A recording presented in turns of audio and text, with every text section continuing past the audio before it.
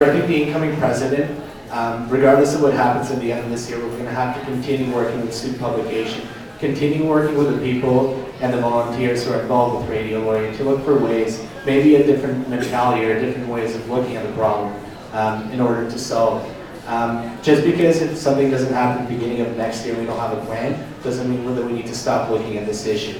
Like I said in the past, Radio Laurier has a lot of potential on our campus, and I think it's a great service to a lot of students.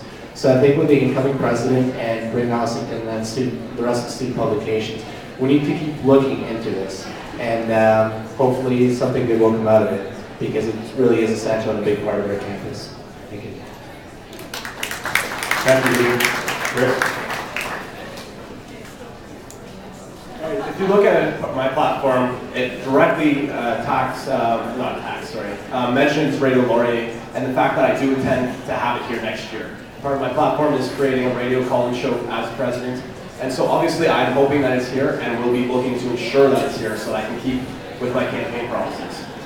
So hopefully the relations this year will be able to ensure that it will transfer smoothly over, but if it does not before my term begins, I will definitely be looking to directly help, whether it be through space on Lusu space to host the show, or other means necessary, and hopefully we'll still be here under the student publications banner. Thank you, Chris.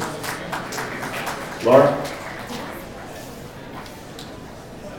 Unlike Vadim, I believe it's a very small possibility that Radio Laurier won't fit under student publications next year, as with my conversations with the current president of publications and the president-elect for next year. Everyone's really excited to transition Radio Laurier to student publications. However, to answer your question directly, what contingency plan I have in place, is my understanding that the president is an advocate for all students. So if a group of students were to come to the president's office with a concern, they want to have a radio show but they don't know how to do it, it would be my responsibility as president to provide them with the resources and the means to accomplish what they want. Much like if a kinesiology student were to come with me with a question or concern from one of their classes, as president it would be my duty to help them come to some sort of solution. Thank you, Ray. John?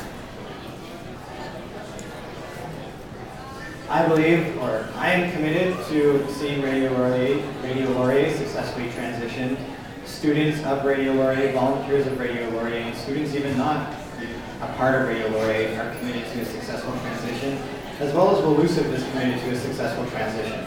So when everyone's rooting for success, I believe success is possible. I don't think it will fail. It won't fail. And I'm committed as president to offer whatever resources is needed from Wolusiv to ensure Radio Laurier is a success under the Wolusiv banner.